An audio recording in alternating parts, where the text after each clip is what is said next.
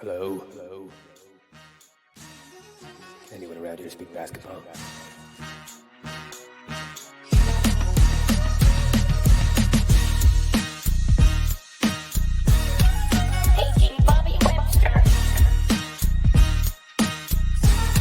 This is Adam Silver.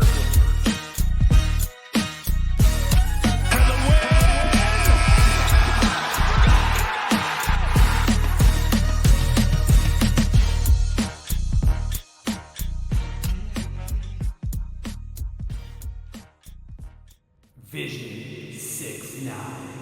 Welcome to the Confederacy of Dunks Basketball Podcast. I am your host, Freddie Rivas. And who, sir, always looking good, are you on the other end? I'm the producer. My name's Matt Duncan. Freddie, how have you been? We're 2-2. You feeling good? I'm feeling good. I'm feeling great. How are you? A little Outcast reference to start this off. The season has begun. We're 4 games deep. We're finally in. Before I bring on our guests, free Brittany Griner. And with that, let's start bringing some folks on here. Let's go to you first. Matt Henry. And I'll save my opinion for just a sec, but I'm going to introduce this topic with not too much sarcasm. Is Siakam a top 5 player in the NBA? He said he wanted to get there through 4 games. I truly believe I commented on the That's a Wrap podcast, the Raptors wrap up with Raptors Public, that I think he's been the best player in every game that he's played. I think someone in the comments said, what about Mitchell? Fair point. I think Siakam was better than Donovan Mitchell as well. Better than Butler, better than KD. I think he's been the best player in every game he's played in, which is wild. So Matt, take that, I guess, kind of clickbaity subject and go with it. Is Siakam top 5 player in the NBA? Short story, no, right? I mean, I hate the term generational talent so much. I think it's overused in the NBA a lot.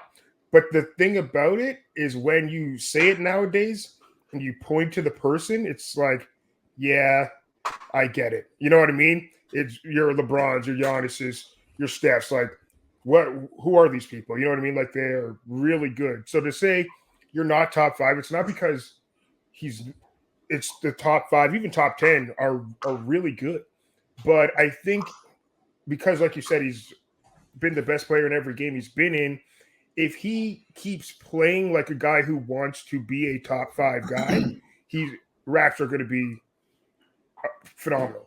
And that's what they have to do to win, because the East is wild, right? So, if he plays like a guy who wants to be a top 5 player, he's going to do, and the Raps are going to do great things. But no, he's not top 5. But that's the NBA is really talented right now if you think about it. So it's kind of hard to do. Yes, I think that is the rational approach. And I introduced this subject like this because when I was thinking the other day, just like, okay, I can get to 5, 6, 7 players like off the top of my head, factoring in Pascal's how he ended the season last year and the beginning of this season. I can think of 6 or 7 guys right away that I'm like, great job, Pascal. These 7 guys are better than you still, no matter what. After 7, it starts to get a little bit murky. And I think that is even a dramatic improvement from being like a second team all NBA guy. And, again, maybe I'm a bit too high. Maybe I'm not factoring in what guys like, Kawhi and KD and PG will do now that they're healthy. Jay, where are you at with this? And sorry, just to add to Matt's point there, I think the larger part of this conversation, like how is Pascal this good, is the byproduct is, wait a second, how good can the Raptors be? Because I feel like we all talk about OG and Fred and Scotty, but if Pascal is jumping from 15 to even, I don't know, 11, that's a game-changing jump for this franchise. Yeah, and I think that the question is part of a much bigger conversation, which was, to your point, where are the Raptors going to go with Siakam looking the way he's looking? And before both of your answers, I still kind of believe this is, yeah, I think he's at least in the conversation for top 5. And I'm answering this question under the guise of it's how he's looked over these first 4 games, not as Matt was saying, as a generational talent or an all NBA or anything like that. How has he looked compared to everyone else in these first 4 games? And I was researching for my weekly article in terms of how has he been doing this based off of the competition. Against Cleveland, he shot 4 of 5 when guarded by Jared Allen. He shot 4 of 5 when guarded by Evan Mobley. He continued to shoot at least 60% or 70% while being guarded by Ben Simmons, Kevin Durant, Jimmy Butler. Like, he is doing this against elite defenders. So that alone is amazing. That alone puts him in the stratosphere of top 5, top 10. And then you add in the fact that they are targeting him, and he's starting to master where to find his spots, where to find his shooters, when to shoot, when to pass. He's mastering all that. That's why you get a 37-point triple-double. That's why you get a almost 23-point triple-double despite being double-teamed and triple-teamed against Miami. And then we talk about what he's doing on the defensive end and just switching and guarding everyone else on the perimeter, regardless of who it is, protecting the rim. I don't know. He's really exceeded my expectations. And I came into the season with very high expectations. I think he's in that conversation right now for top 5 player. I'm not going to say that he is. I'm not going to say he isn't, but he's definitely in the conversation. Yeah, I think the conversation is the right way to approach it. And, jumping on also like Matt's point about a generational player. It's like, yeah, you can't disrespect Giannis, whatever, Kawhi, KD, Steph, LeBron. And it only is 4 games, but, Pascal is averaging 26.5 points, 10 rebounds, 7 assists, and a steal and a half on pretty incredible percentages. So that's just insane. And like you said, he's doing it against big time players, and he's playing defense. I think obviously his defense is not at its peak because he can't really, no one can do it on both ends like that. But you think about guys like, say, Ja or Luka, who I would say are definitely better offensive players than Pascal. Neither of those guys are in like his category or world defensively. And where does that shake out as far as impact? Like, again, like those are 2 guys I would also say I have above Pascal right now. Tatum's another guy. But I think, yeah, like he really is. He's starting the season on a heater that I can't remember any other Raptor starting the season like that, because we have DeMar, who's had big scoring starts to the season, but like never has DeMar been like having like big scoring games with also like tons of rebounds, tons of assists, and incredible defense.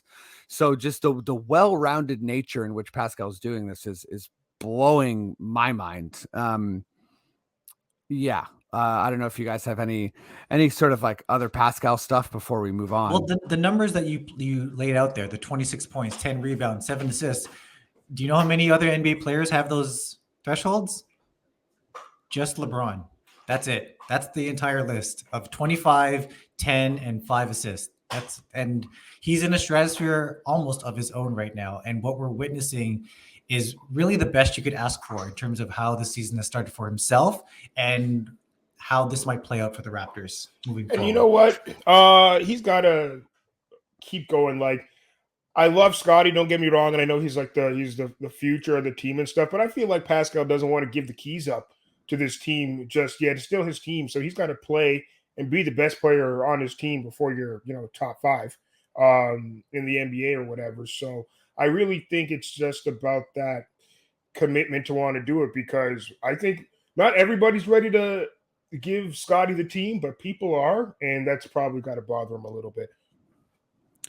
It's funny you say that, because I think that you're really hitting on something in that sort of Pascal has had like a certain amount of disrespect from the, you know, the I guess like the US media, which is sort of to be expected, but quite a bit of disrespect from Raptors fans over the years.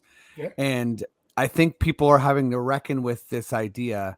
Like I asked a friend in the summer who was a little bit aghast, but I was serious. I was like, will Scotty ever be as good as Pascal? And they were like, what do you mean? Like, of course he will. And I was like, of course. Yeah. Like, is Scotty for sure a 2-time all NBA player? And I really believe in Scotty, and I think he's very special. But I think it's sort of like even this idea of like give the team to Scotty and the future of the team is Scotty. It's like, no, the future of the team's Pascal. So I think that's where I'm at with like this is like such a statement right now from Pascal where, he can just dominate, and he's doing it in a way that, is clunky at times and doesn't look like, you know, a Tatum style domination, but it's really, really kind of like, it's really special stuff we're seeing. And I think the Raptors fans should not be taking even this 4-game stretch for granted. Let's go to you, Jay, on question number 2. And yeah, okay, let's, we're 2-2, so I don't think anyone is freaking out. Hard schedule. But, things are happening, and I'm sure there's some things that we all like and don't like. So what is your biggest concern through 4 games? Biggest concern would be the half-court offense, and this is not really a surprise. Entering into the season, this was always going to be a concern. This is a team that thrives on getting easy points through fast breaks, through transitions, crashing the glass and getting second chance points, or causing turnovers. They were number 2 in the NBA in causing turnovers last year and number 2 in transition offense. Like, this is where they get their points. So the half-court offense was always going to be a struggle. Even then, man, there was a tweet by Vivek Jacob during the Miami Heat game at halftime. According to Cleaning the Glass, the Raptors were at a 0 percentile for half-court offense in the first half, getting something like 58 points per 100 possessions.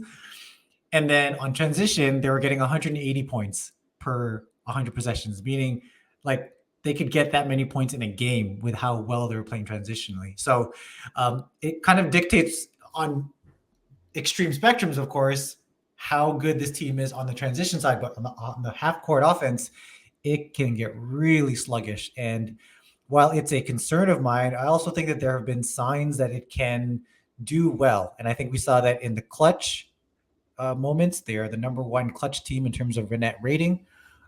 So, I mean, if the half-court offense is going to struggle for 3.5 quarters, but it comes through in the clutch, that's fine by me. That's why it's a concern, but not a major concern. I think it's fixable. Yeah, really good points. I think that it's also an evolving thing. And, we are in the regular season right now. We're not in the playoffs. So I think it's one of those things that we have to continue to watch. And as you said, it's not a surprise, but we just don't have, we don't have like a crisp, everyone can shoot pretty looking offense. Like, how many possessions have we already seen where everyone is just like volleying the ball off the backboard? And we are, I think, we're showing signs of being a pretty elite defense, but I think a pretty spastic half-court offense. And there's going to be some games where that is super disappointing. I mean, look at the Brooklyn game, right? Like, and I don't think our offense was particularly horrible in that game, but watching what KD and Kyrie can do reminds you that it's like, our players, like, they're not like that. They don't affect the game in that way where their shot making is totally undeniable. I think at times Trent can shoot the ball like superstarish. I think Siakam can as well. Fred obviously needs to be open. OG's hit some major shots in his career, but we haven't seen that yet. This season, he hasn't been. He's had some nice clutch moments, but yeah, I think the offense doesn't look doesn't look pretty. It doesn't look efficient a lot of the time. But where are you at, Matty? Matt Henry. My bad. For me, I don't have any like major concerns. Like they passed the eye test for me. I went to the game opening game or the opening night. I did that, and they passed the eye test. But other than staying mentally healthy and regular healthy, the East is lawless, bro. Like it's hard in the East right now. Like you can't get caught sleeping on the train because you're gonna wake up pockets empty and you're gonna be at the wrong stop.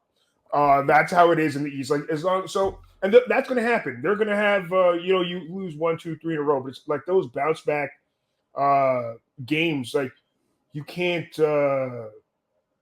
You have to be able to bounce back from stuff because you're gonna get punched in the face pretty often. Because everyone's going to be looking to do that and take advantage of certain things. So, I mean, as long as they're staying mentally equipped, mentally available, I honestly, they're a top 4 team in the East, man. Like it's they're better than playing. That's how I feel about it, and they just have to play like that. Yeah, well said. I think I also am not super concerned about anything for the sake of this question. And to your point, the East is so competitive that I'm wondering, when it comes to minutes, right? What exactly, how the season's going to shake down. There's always going to be excuses, right? Otto's injured, Boucher's injured, Birch started injured. Obviously, those two, Birch and Boucher, have come back. Scotty just got injured. Hopefully, it's not too serious. We sent Champagne to the G League, and it's a trust thing. I think I noticed this with Nurse all the way back to the Boston playoff series. You didn't trust guys like Ronde or Boucher or Norm till game 5, really. And I just wonder, there's just kind of been this like quiet dialogue where the idea is like, hey, Masai, you get me guys that are good enough and I'll play them. And it really seems this season like that excuse should be done. And I'm just going to give you some early stats. So Fred, 3rd in the league in minutes. Gary, 5th in the league in minutes. Pascal, 7th in the league in minutes. And then OG, 16th in the league in minutes. And Gary's so young, right? Whatever. Pascal is, like light on his feet, athletic. Maybe he can manage that. Fred is the one where I'm sort of like, okay, I get it. What he does is irreplaceable for this team. I watched that 4th quarter against Miami. They rested Butler for like 8 minutes. We made a run and we won the game. So if we rest Fred a bunch in that game, do we lose? Probably. But at what point is, we've seen some Delano, we've seen some Flynn. Obviously, we have Thaddeus Young. But, there doesn't seem to be a play initiator that Nurse trusts. And I think that's like, Nurse has talked about this. Like it's almost more important on the defensive end. None of those guys can do what Fred does on defense as far as pick and rolls. However, we need Fred down the stretch, and he plays hard. He puts a lot of torque on his body, and I don't think 38.8, what is it? Yeah, was it? Yeah, 38.8 minutes a game is possible for him. And it's only 4 games and tough opponents, et cetera, et cetera. However, I'm at this point with minutes where I have to kind of see it to believe it. I'm not saying Nurse is full D'Antoni or full Thibodeau, but he's definitely not, like Kumbaya Steve Kerr, right? So I'm wondering what gives here, Fred's body or the game plan, or maybe it's like Malachi's ready or Banton's ready or whatever. But where are you guys on that? Like, I think the difference this year with previous years is how those minutes are being used. And what I mean by that is he's actually not taking up the ball as much as in previous years. One thing that he was responsible for every year that he's been a consistent starter was initiating the offense, as you mentioned. His field goal attempts per game in his 3 full years as a starter have been 14, 16.7, 16.9. This year, it's only at 11. He's taking way fewer shots. And that's because he's trying to play that balance, that role that Kyle Lowry used to play, which is, what do you need from me today? Against Miami in that first game when they lost, he had 5 fouls just 20 seconds into the third quarter. So what do you need from me? Okay, you need me to play defense and not pick up a 6th foul? Sure, I'll play 20 of the 24 remaining minutes. And that's what he did, and they almost pulled out the comeback victory. So I think it's just more of how is he being used. I agree that the minutes is a bit of a concern, but at the same time, he's also not initiating the offense as much as he used to. And he's more in a catch and shoot mode, which is perfect for his skill set. And I'm hoping that if with this balance, we'll be able to save his body a bit for playoff time. Well said. I think all minutes are not created equal. And to your point, going back to the Kyle Lowry thing, which is I've really hoped that this would be the evolution of Fred. Like, what do you need, right? He scored big in that last Miami game, but his career high was last year for assists. It was 6.7. Again, just 4 games in, right? But he's averaging 8.3 assists this year. So his role is changing. And I think, that's really important. Like, like how you play your minutes really does matter. But guys, that's it for the pod. Thank you both so much for joining. Thanks everyone who's been listening, supporting, all that kind of stuff. I'll bring Maddie in here and we'll talk a little bit about Raptors Republic. But before we do that, let me go to you, Matt Henry. What's up? Where can people catch you? Where are you doing shows? What's going down? I'm in. Just follow me on Instagram. I'm in Toronto next month. I'll be doing a comedy bar. I think I'm doing Yucks next month too. I'm also, every time I go to a Raptors game now, I'm making little vlog video things of my time. I'm taking notes before I get too drunk, and then I edit it all after, and I do a voiceover where I'm also drunk but not as drunk. So it's like in between. But yeah, so follow me on Instagram, comedian Matt Henry, and that's where you can see what I'm doing. Hell yeah. I'll let everyone know those vlogs are going to be an absolute must watch. There's so much talk about fans being priced out and the lower bowl being tame. Let me tell you what, Matt is working overtime to make sure that is untrue. I sat with him last year, and I mean, his section is either in praise of him or downright afraid of him. So he is bringing the heat, and he's overcompensating for a lot of white-haired, quiet folks. Not to speak down on anyone with white hair, but yeah, Jay, what's up? Where can people catch you? What do you want to let them know? Catch me on Raptors HQ. I have a weekly article called the Wrap Up, which looks at the games of the week for the Raptors. Also podcast on That's Rap Podcast. We record every Friday. It comes out on Saturdays. I don't think we have an episode coming up this week, but we've got a big one coming up next week. I can't spoil it yet. We've got a very special guest for next Friday. And yeah, I've got media cred, so I'm at most of these games. So hopefully I can catch you guys there. Well, that's incredible, dude. Thank you for doing the pod and bringing your legit cred to this pod. Well deserved. Is this your first year having credentials? The second year, but this year I'm noticing a whole lot of Raptors Republic everywhere. So great on you guys, like fully deserved. Hey man, this is this is the Raptors landscape, right? Like, so many years where the main kind of sports giants weren't amazing at covering the Raptors, and folks like you are, in Raptors Republic are stepping up, and the fans are finding the goods. And yeah, it's good to see the cream rising to the top sort of thing. Matty D, what's up? Where can people find us? I guess, let's keep letting people know, of course, about the Raptors Republic paywall, Right. and to subscribe, and all that good stuff.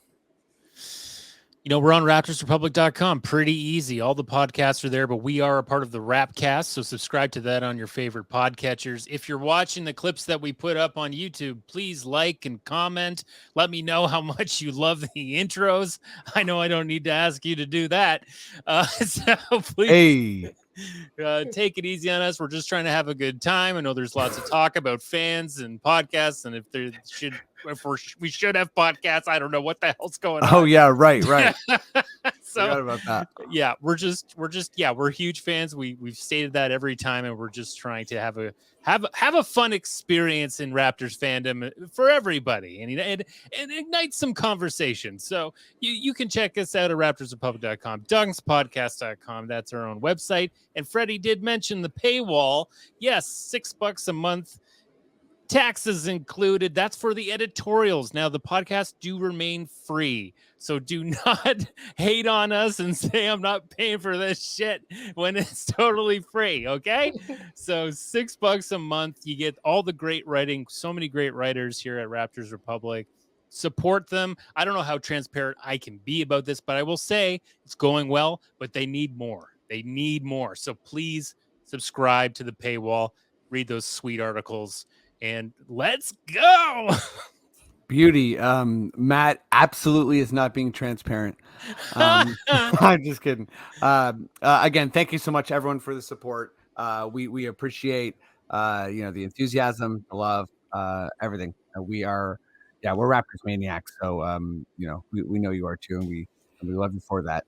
But I think with that said, we are done. We're good to go. Matt, give me those words I love so much. Okay. Listen to full episodes of the Confederacy of Dunks only on the Rapcast.